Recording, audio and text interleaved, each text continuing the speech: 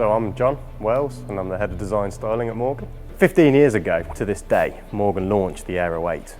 This was a car that repositioned the brand. It had an all-new aluminium chassis, aluminium bodywork, V8 engine, and it really separated Morgan away from the classic Morgan and put us into a new marketplace. And 15 years on, the Aero brand has witnessed a lot of changes and a lot of evolution. We've improved the chassis and suspension, the vehicle's capabilities and performance. We've introduced 2 coupes and a Targa top on top of this platform, and we've no longer created a soft top open car. So 15 years on, it was the anniversary of this Aero 8, and we wanted to look back to our roots and reintroduce a proper British open top car within the Aero platform.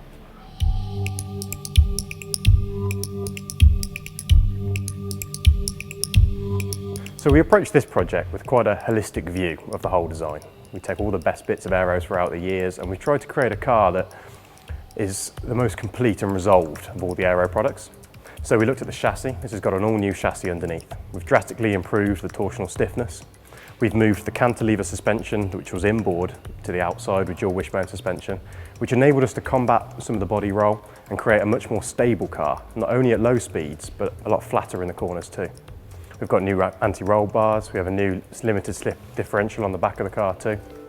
One of the big focuses of this car for me was really emphasising the fact this is an open top British sports car. So the styling itself in the body is meant to really exaggerate that. We have some very long shoulder lines which run through the car, which is inspired by a lot of sort of 1960s open top cars that really did focus on that driver interaction with its environment. So these long shoulder lines flow around the occupants. They're almost echoing that of a boat deck, adding to that sense of escapism as well. The interior itself has been drastically reworked. What I've tried to do is take away a lot of the leather which is in the car originally. We've always used very fine natural leathers and the cars were bathed in them. But by taking some of this leather out and replacing it with other materials like classic box weave carpet, we're actually able to really celebrate the individual materials and the leathers. So you have fine leather at every point of contact and then it's framed with this very classic carpet.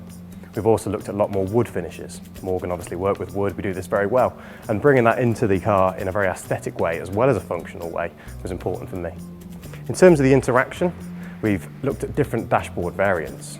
I think it's important to add at this point, this has got the most elaborate options list of any Morgan we've ever created. So the dashboard, for example, could either have a very tactile mechanical interface, or you can have a multi-touch screen system which gives you all those modern conveniences. Inside the car, you've also got carbon seats or the traditional sort of foam leather seats. Again, completely transforming the way this car looks. The same is to be said of the hardtop on this vehicle as well. What we didn't want to do is consider things like hardtops as an afterthought. And we tried to provide as many different possible variations of this car in one go. So we've considered the styling of the hardtop right from the offset too.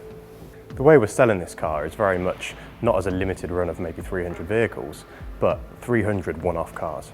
Every one will be so different with that extensive options list and the different coupe variants or open top variants that we anticipate quite an exciting, eclectic mix of cars.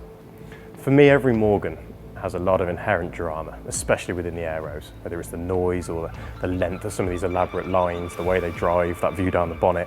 And what I wanted to do is bring a lot of drama back into the car with a very dramatic opening panel. But it's quite multifunctional. That rear hood clamshell actually conceals the fuel filler and it seals around the hood line, which eliminates unnecessary shut lines. So there's only the very barest minimum shut lines on the actual vehicle. As this boot opens up towards the rear and closes again, it actually tensions the soft top, which is neatly stowed away underneath. This is the first Morgan ever to have a hood that is stowed away out of sight in production, which is quite a big one for us. So this car uses the BMW V8 that we've used previously on our Aero products. It's a fantastic engine. We work really closely with BMW on the development and setup of this engine, and we really love the way it drives and performs. So the output is around about 370 brake horsepower, with similar sort of performance figures to the previous Aero in terms of torque delivery and top speed and acceleration. However, it's important to add that we've really looked at the aerodynamics of this vehicle, which does improve that on-road stability. When you combine this with the improved chassis, which is now stiffer, and the dual wishbone suspension on the outside and more refined road holding, I think it will give the sensation of much more exhilaration, especially when that roof's down and you can hear the exhausts and you're much more in contact with your surroundings. I think it would be fair to say, without getting ahead of ourselves, we enter production in autumn. This is probably the sharpest, fastest handling aero we've built to date.